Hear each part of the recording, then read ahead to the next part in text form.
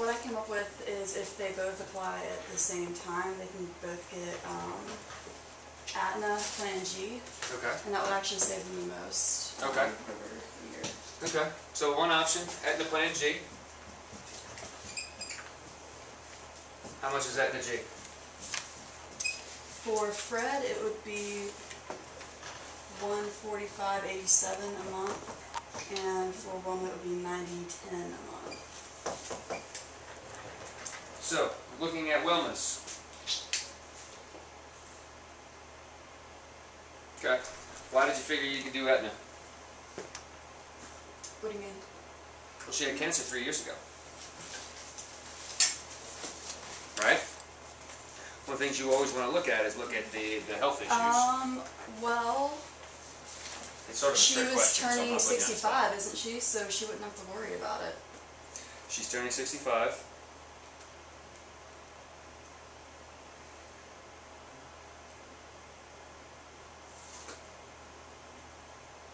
Oh, that changed the homework.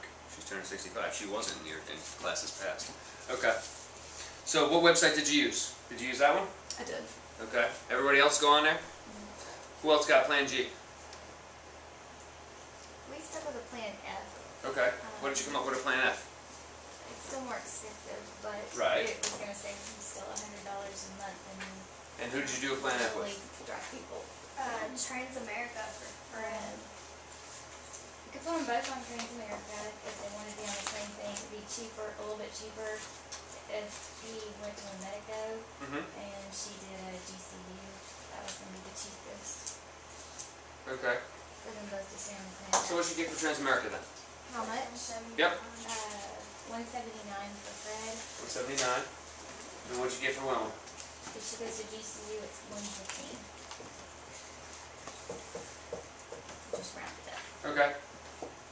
Everybody get the same thing if they did a Plan F? Is that what you got? I would have put Fred on Medico, so I got $173.83.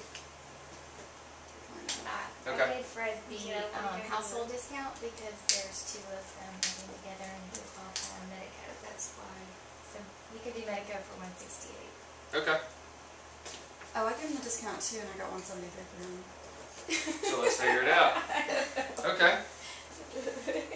Alright, let's run some quotes here. Zip code. Well, what age did you put him at? Because I think 295. You know what I'm going to try and do? I think I put him at 70. No, I'll do it I right can't here. remember why. Okay. So age, what you got for his age? 77. 77. For a few more days. Yep. Remember, anytime you're doing a Medicare supplement, it's current age, right? If you're doing like a North American policy, which is fully underwritten, it's going to be nearest age. If you're going to do simplified issue, it's current age. Okay, so 77. This is 29579. No, not right now.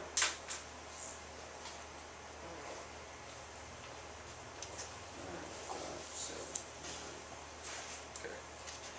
Which county did you pick?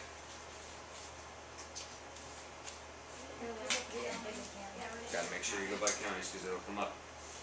So he's in Horry County, he's a male, he's a non-smoker, Plan F. Okay. Jason, what did you get? Well, I put him at age 78. Okay. And I got, France Premier was the cheapest for him at $184.14. Okay. So you did it as of, he's older. Yeah. Okay, so discounts. Transamerica, do they do discounts if both people are applying or just if one? Okay. I'm just asking. It's a trick question. A lot of these questions are going to be trick questions. Okay, so we're going to click on Apply Discounts.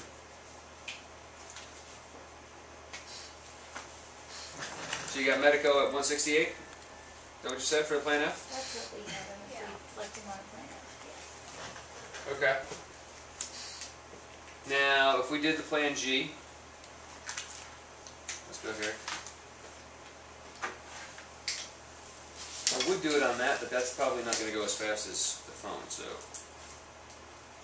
You did a Plan G. Why would you do a Plan G? Because,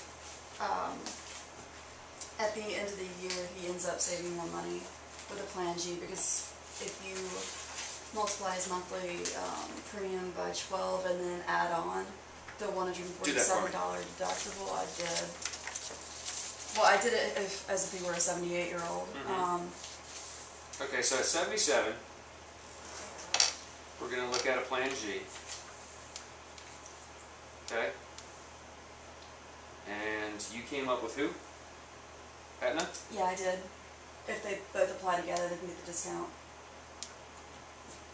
7 apply discounts. Now you got to understand that certain companies, like Aetna, they both have to be applying to get the discount. Where with IAC, only one of them has to be applying, and the other one they have to have somebody else living in the household with them. So understand how each company's discounts work. You got to take the applications home. I've talked about this with Jason. Take an application or two home each night. Print it out. Go home and just read through the questions. So that way you become familiar with the health questions they ask, but you also become familiar with how to get them the discounts. Do the same thing with life insurance. Okay, pull out that life insurance policy, bring it home. That way when you're sitting in front of a client and you've got several options, the last thing you want to do is say, boy, I could give you a policy with Lafayette because they're the cheapest. And then you start taking the application, you realize, oh, they got diabetes with insulin. You're not writing Lafayette, okay? And now you're backtracking. You never want to be backtracking in the house. Be prepared, understand their health questions, and understand which companies are going to be able to provide the best program for them. All right, so Aetna came up with what? Yeah, 145.87, but that was as a 78-year-old. I have got...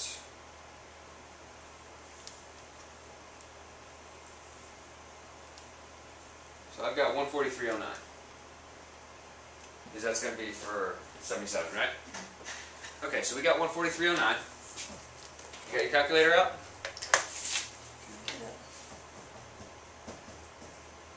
I don't know if you guys talked about this in class, but this is why I want to go over this. So let's take the Medico, 168, subtract 143.09. What's the difference? 25 bucks? 24.91, yeah. So we'll just say 25 bucks. Take 25 bucks, multiply times 12. 250. 250. Okay. What's our Part B deductible? 147. Okay. 100. 25 times 12 is 300. 25 times 12 is 300. Yeah. You're fired. Yeah, sorry. I definitely would be. I was watching the debate last night. Too much Trump. 25 times 12, 300. Okay, minus 147.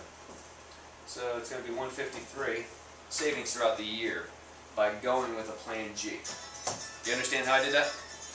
If they gotta get a Plan G, they're going to have to pay the Part B deductible. After that, everything works exactly the same as a Plan F.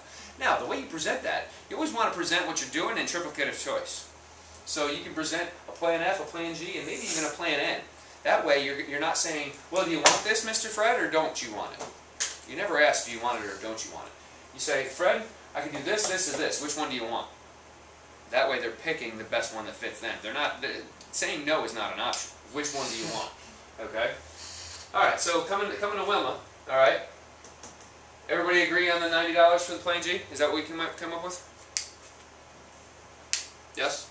Isn't the Plan G deductible subject to increasing in incoming years? Yep.